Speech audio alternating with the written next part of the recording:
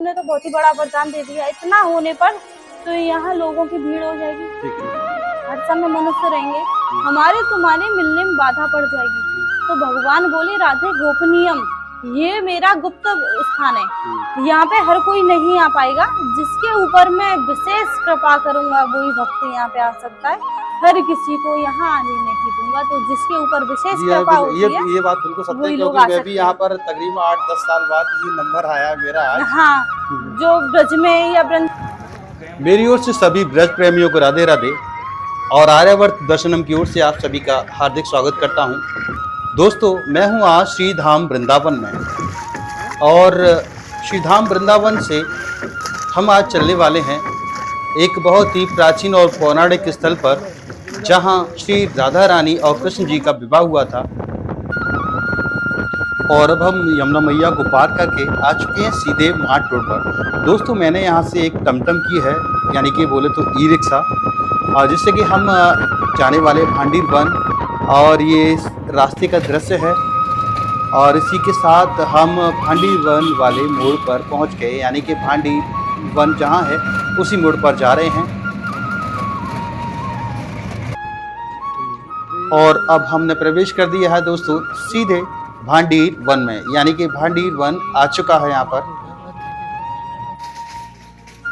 ये देखिए भांडीर वन का दृश्य, ये है राधा कृष्ण जी का विवाह स्थल, जो कि आपको सामने की ओर दिखाई पड़ रहा है।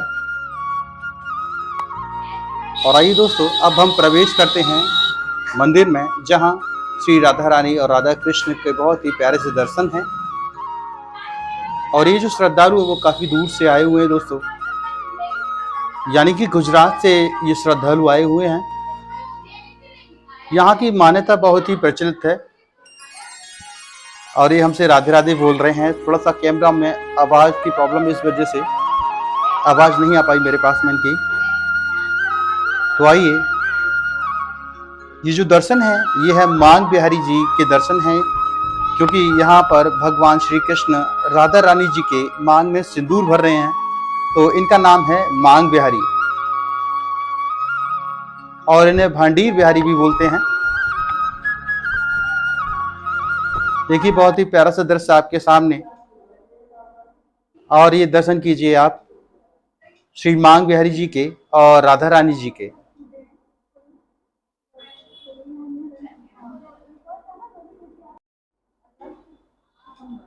देखिए कितने सुंदर दृश्य है यहाँ का।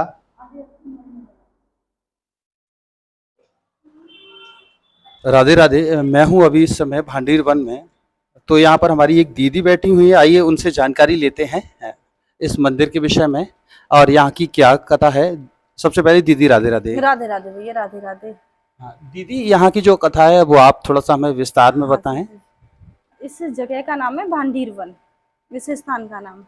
यहाँ की सबसे पहली लीला है, जब भगवान ने अवतार लिया तो गाय चराने के लिए यहीं पर आई थी। सबसे पहले दिन ठीक, भगवान जब गाय चराने को आते थे तो कंस भगवान को मारने के लिए नए नए राक्षस भेजता था। कंस का एक चचेरा भाई था जिसका नाम था बक्षासुर, जो कि गाय के बछड़े के रूप में आया था। भगवान की गायों में मिलकर सबको परेशान करने लगा, तो भगवान ने उसका वध कर दिया। ग्वालवाल कहने लगे कि आपने गौ हत्या की है तो आपको सारे तीर्थों का स्नान करना होगा। मंदिर के बाहर एक कुआं है, उसमें जी, अभी देखा था। अभी देखा था आपने। जी। तो उसको भगवान ने अपनी बंसी से प्रकट किया है। अच्छा। उसमें स्वयं भगवान विराजमान हुए, तो उसमें सारे तीर्थों का जल है।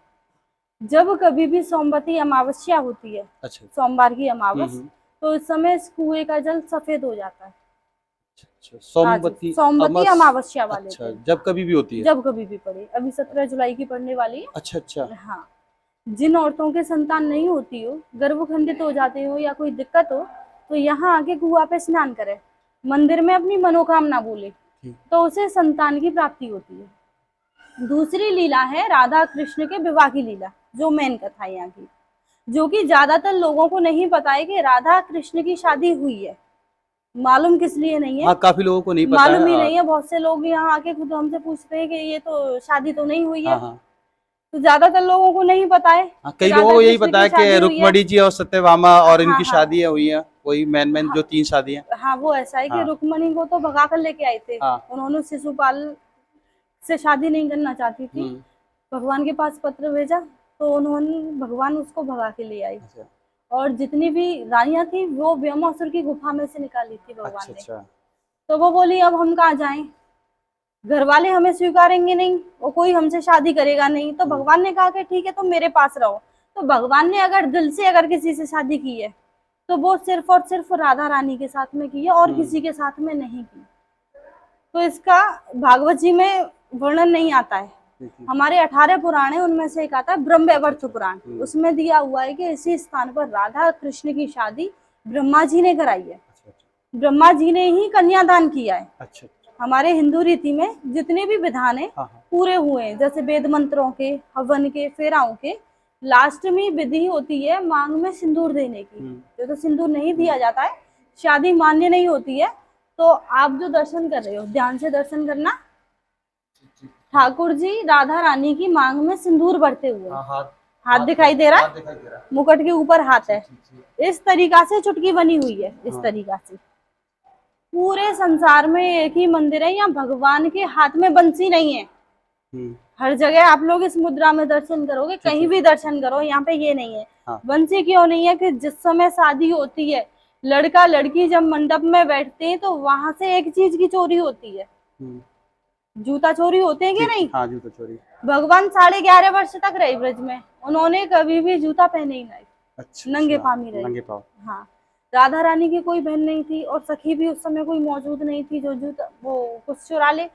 तो राधा रानी ने भगवान की बंसी चुरा ली, इसलिए यहाँ पे बंसी नहीं है। तीसरी कथा है, भगवान और राधा रानी एक पेड़ के नीचे बैठे हुए, तो भगवान कहने लगे कि हे राधे, इस वन के ऊपर प्रसन्न होके आज इसको एक वरदान देता हूँ कि जो भक्त यहाँ पर आएगा इस कुएं का आचमन करेगा तो उसे 10 अवतार के दर्शनों का फल प्राप्त होगा। जो यहाँ बैठकर ठाकुर जी से कोई भी मनोकामना मांगेगा मैं उसकी सारी मनोकामनाएं पूरी करूंगा। एक रात्रि यहाँ पे निवास करने से, कुआ पे स्नान करने से और भांडीर बिहारी के दर्शन करने से उसे गोलोक की प्राप्ति होगी। अथवा यहाँ बैठकर कोई चीज ग्रहण करेगा, खाएगा तो उसे इंद्रलोक मिलेगा, या कुआ पे स्नान करेगा तो उसके जाने अनजाने के जितने भी पाप है वो सब नष्ट हो जाएंगे। तो इतनी सुन के राधा रानी घबरा गई कि प्रभु आपने तो बहुत ही बड़ा वरदान दे दिया, इतना होने पर तो यहाँ लोगों की भीड़ हो जाएगी, हर समय मनुष्य रहेंगे, हमारे तुम्हारे मिलने में बाधा पड़ जाएगी। तो भगवान बोले राधे गोपनीयम, ये मेरा गुप्त स्थान है, यहाँ पे हर कोई नहीं आ पाएगा, जिसके ऊपर मैं विशेष कृपा करूंगा वही भक्त यहाँ पे आ सकता है, हर किसी को यहाँ आने नहीं दूंगा। तो जिसके ऊपर विशेष कृपा होती है ये बात बिल्कुल सत्य है, वही लोग क्योंकि आ मैं भी यहाँ पर तकरीबन 8-10 साल बाद ये नंबर आया मेरा आज। हाँ, जो ब्रज में या वृंदावन में कोई 10 बार घूम जाएगा तब ही उसके ऊपर कृपा होगी कि तू भांडीर बन गया, हर किसी को यहाँ आने नहीं दूंगा। सत्य बात है। क्योंकि इसलिए जिस समय भगवान की शादी वही लोग आ सकते हैं जो कि भगवान की शादी में सम्मिलित होंगे, वही लोग यहाँ आ सकते हैं, हर किसी की यहाँ पे एंट्री नहीं। बहुत बहुत शुक्रिया दीदी, बहुत बहुत धन्यवाद दीदी। दीदी ने हमें बहुत अच्छी इनके बारे में जो कथाएं बताई जो हमें आज तक पता नहीं था, कि इस क्षेत्र के बारे में बिल्कुल भी नहीं पता था।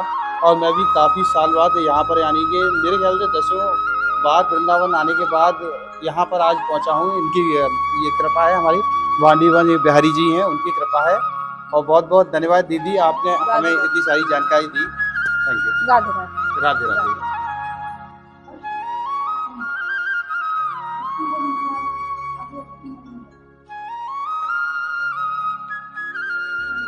दोस्तों ये जो दृश्य है वो है मंदिर के बगल साइड का दृश्य है, जहाँ पर ब्रह्मा जी राधा कृष्ण जी का विवाह करा रहे हैं। आप देख सकते हो, बहुत ही प्यारा सा दृश्य है।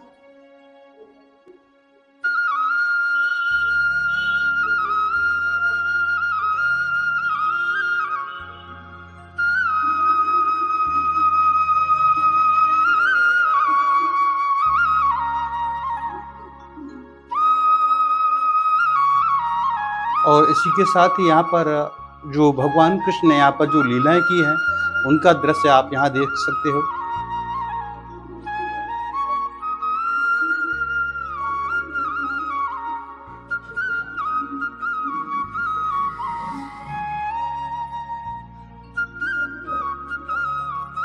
और ये जो दृश्य है वो है दुर्वासा ऋषि का।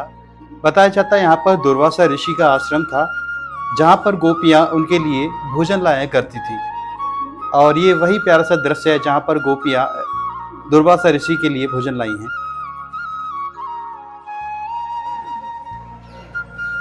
और अब हम आ चुके हैं उस त्रिवेणी कूप पर, जहाँ पर अभी थोड़ी देर पहले दीदी ने इसका जिक्र किया था। और यहाँ पर हम आए हैं, तो ऐसा तो हो नहीं सकता बिना नहाए जाएं यहाँ से, क्योंकि बहुत ही पवित्र जल है यहाँ का। वृंदावन में मैं 8-10 बार आने के बाद आज इस प्राचीन स्थल पर आ पाया हूँ दोस्तों। और यहाँ पर मेरा मन नहीं माना बिना नहाए, और मैंने यहाँ पर बाल्टी लगा दी है नहाने के लिए, यानी कि कूप में जो बाल्टी है वो डाल दी है, और मैं यहाँ पर स्नान करने वाला हूँ।